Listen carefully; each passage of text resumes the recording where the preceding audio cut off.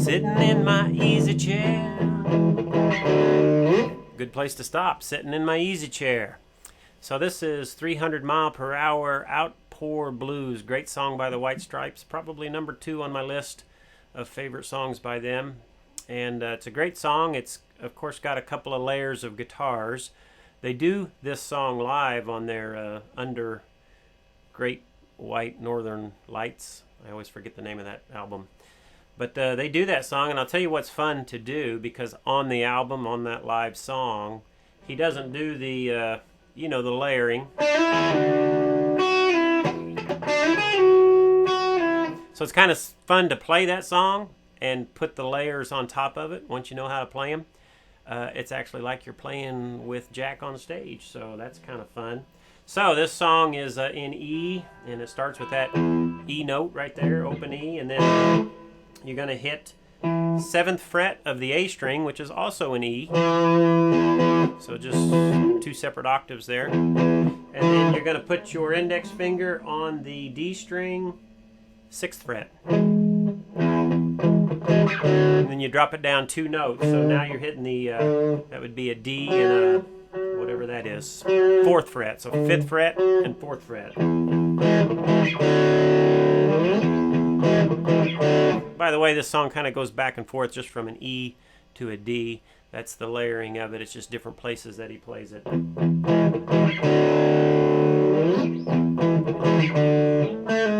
So that little lick is just the 7th fret of the D string down to the 6th fret of the D string.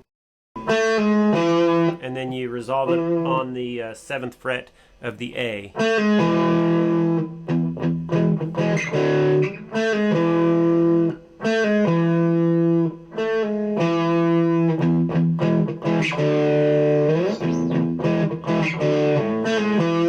So that is beautiful, right?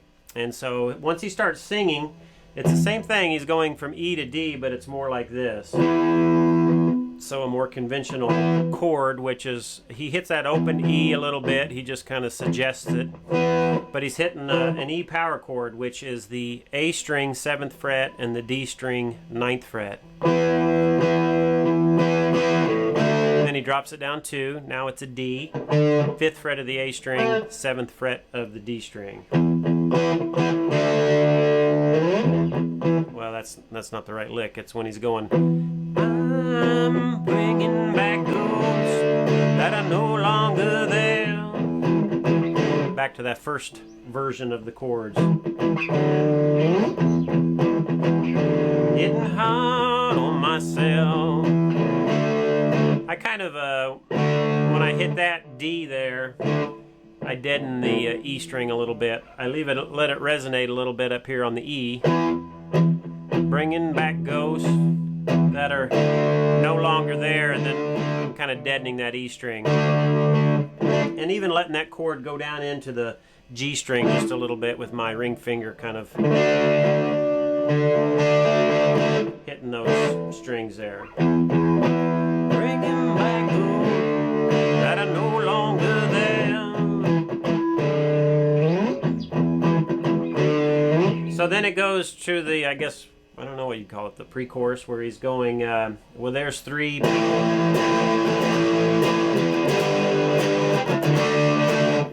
He does change the tempo of that throughout the song. It's mostly.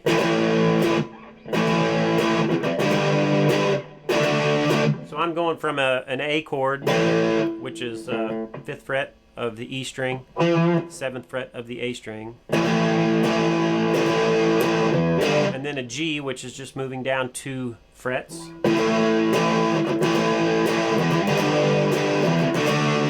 And then back to the D. So you've been there already. 5th fret of the A string and the corresponding 7th fret.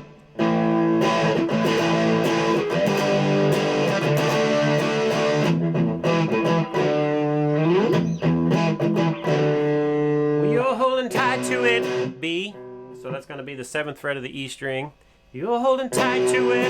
The answer's singing these. Back to D. 300 mile per hour. Back to G. Outpour Blues. And then that was the end of it.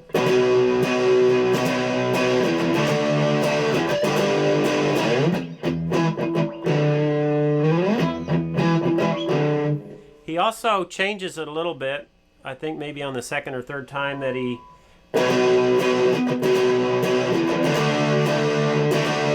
he stays on that D chord right there for the, you know, the kind of 4 counts there. There's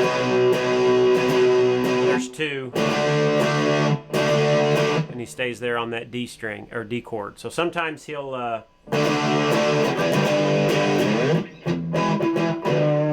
you can listen to it, and I don't think it really matters. You can kind of play it either way. Obviously, you can sing right on top of either one. So that's the chorus, and then let's see. Let's go to some of the licks that he does. So the most recognizable one is I'm on the G string 7th fret, and I slide up to the 9th fret. And then while I'm there, I grab the 9th fret of the D string and slide back down to the 7th. So you kind of get in a nice rhythm and start feeling that.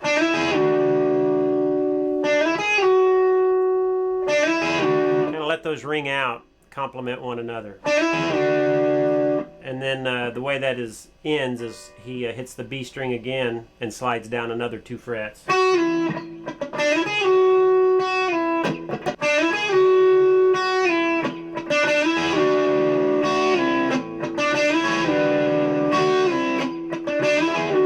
And he does a little bit of treatment here and there on it, you know, changes it.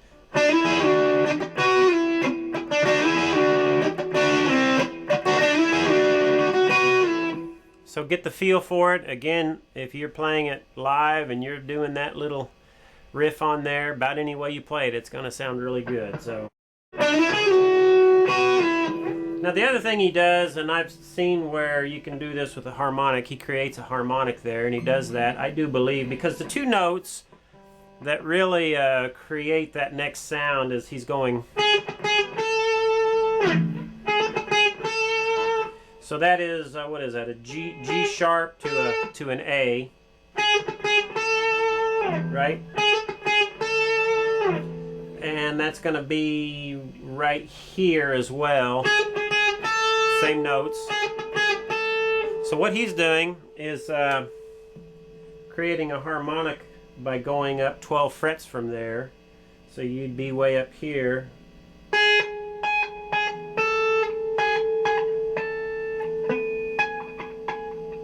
I'm not very good at it. Not too many people are. And I don't think he does that live anyway. But you're on the, what would this be, 15th, 16th, 16th fret. And you move up to the 17th fret. And I'm hitting that with my thumb. I know it's probably hard to see. I'm activating the string with my thumb, and I'm using my index finger to create that harmonic. So that's a lot of trouble, and I'm not going to do that if I was playing this song. I would just go on this, it's the same notes, but on the B string. What is that, 9th and 10th fret.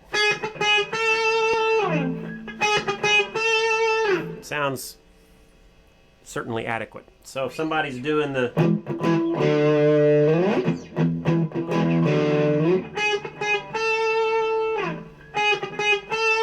giving a little bit of a vibrato there with my,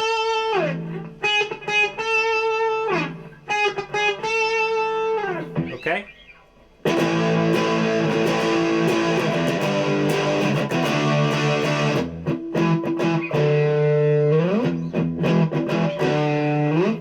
Let's see, there's also a, and I really love this riff, or lick, he kind of goes,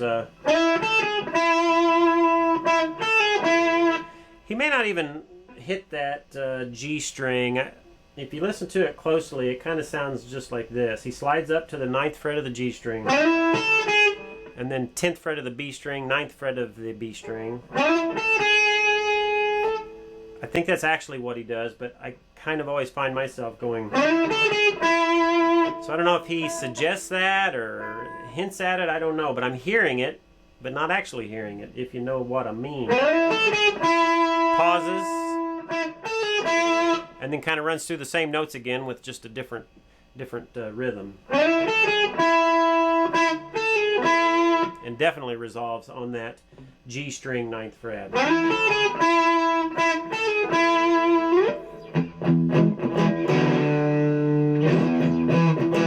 Now, what I do sometimes, because you may just be playing one guitar and the guy on the drums, I'll go, instead of, because you can't go, I'll just kind of add a little bit of lilt to the, I'll go something like this.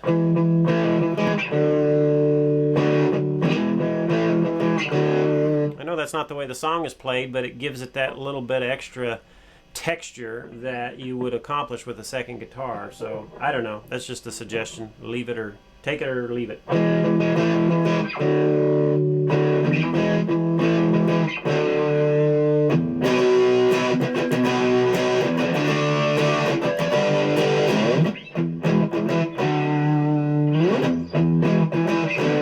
one more little riff I really like, and it's I do it on the 11th fret with the G and B string. I'll think that's called a double stop, and I'll really kind of stretch those two strings down.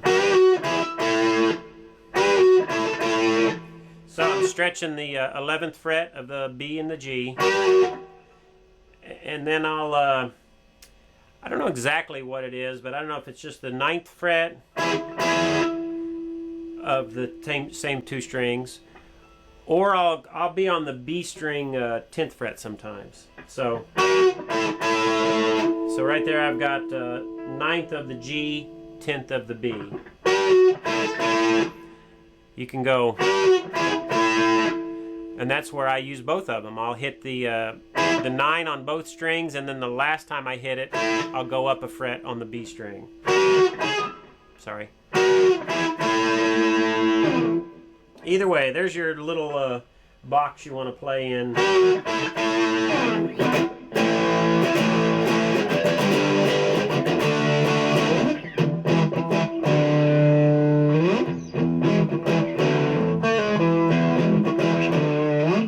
Okay, so then the part where he rips open the universe with his noise is, that's not the right pattern, but it is, it's the same two chords, E and D.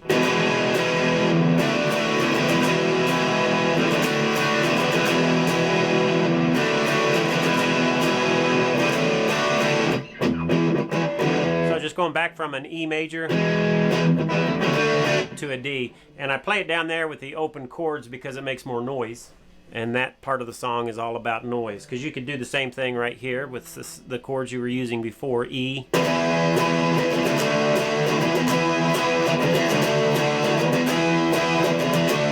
So whichever you prefer. Now the guitar solo, I'll do a couple of them. And you know, again, it's just so noisy, and he's got so much treatment on there, I don't know exactly what he's using. I'll tell you what I've got, just for maybe demonstration purposes, because I really think he amps up a pedal or something. I'll turn on my Pog, which is an octave generator, and that creates a little bit more attitude, and I play it right here. So we were already on this 10th fret of the B string. So in that general area, let me turn it on.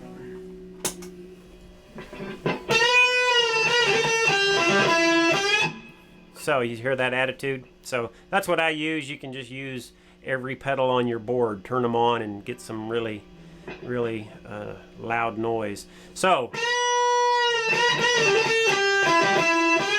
and this is not exact, and if anybody thinks that guitar solo needs to be exact, then you're more a better player than as I. So I'm going from the 10th fret of the B string, and I kind of lilt back and forth from a bent 10. There I'm going from the 8th fret. So I'm on the B string going back and forth from the 10th to the 8th. And there I'm going from the 8 on the B to the 9 on the G. And then I bend up that 10 again on the B. Same thing, back and forth from 10 to 8 on the B. I stay on the B that time. And then he bends that up again. So I kind of think of that particular guitar solo in 3 sections. The first one is this. That's section 1, and then I think of section 2 as... So I'm just staying on the B string for that part, going from the bent 10 down to the 8 for a second, bent 10 again, down to the 8. I think it... And then it ends, that middle section ends again with a bent 10, and then goes to the third section, which is similar to the first one, but it ends on that note, which is the 9th on the G string, which is an E note. So kind of resolving there in the key of this song. Okay, so you're really just playing with 3 spots on the fretboard there. You're on the 8 and 10 of the B string and the 9 of the G string. That's where I do the whole solo. Bending up on that 8, that's where that first section ends. And then the second section ends on the 8, but then it goes back to a bent 10, and then the third section ends on the 9 on the G string. Okay? And like I say, it's all about attitude. I didn't have my pedal board over here. I had to reach. So that's that. The next guitar solo, which is half as long, is... you could turn the Pog back on, but I won't for this. I think he just goes... So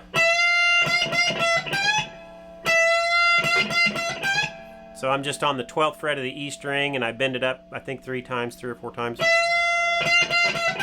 And then you go to the 15th fret and bend it up with some tood. So, you know, don't just stay in that bent position. You bend it every time you pluck it, I do believe. So it sounds a little stupid by itself, but it sounds great in the song. Okay, what else we got? We got that one part of the song, which he doesn't do live. It's pretty simple. G string, hit it open, and then hit your 2nd, 3rd, and 4th frets. In fact, you just roll up on it. I hit the string once and roll up from 2nd, 3rd to 4th. Hit the B string open, and then 3rd fret up to the 5th fret, and then you just kind of take your finger off to create a tone with that open B string. Back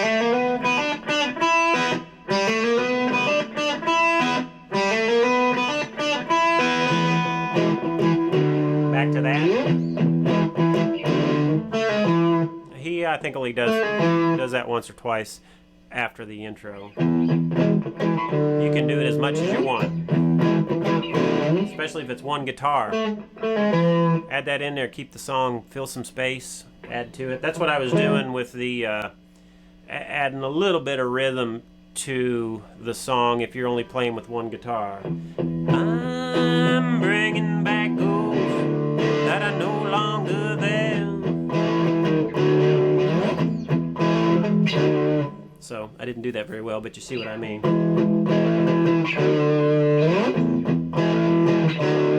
So you can do that or snot, either way.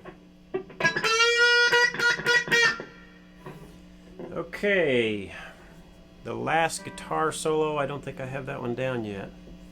Okay, so when it gets to the end,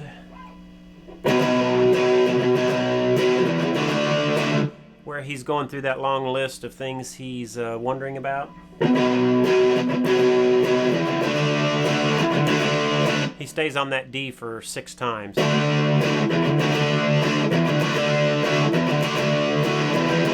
And then it resolves back to an E, which I play up here, just like the main riff of the song. I hit the open E string, 7th fret of the A, and the 6th fret of the D, which allows you to go right back into that.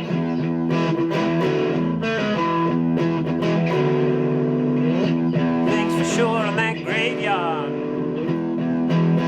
Gonna have the shiniest pair of shoes. And he just kind of slides up into that opening spot there.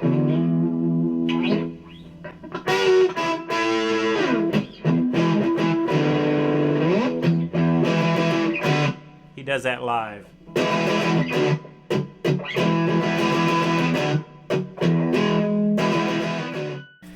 I think that's it. I love this song. I probably didn't do it justice because it's just a beautiful song. I hope you like it. Hope you can play it.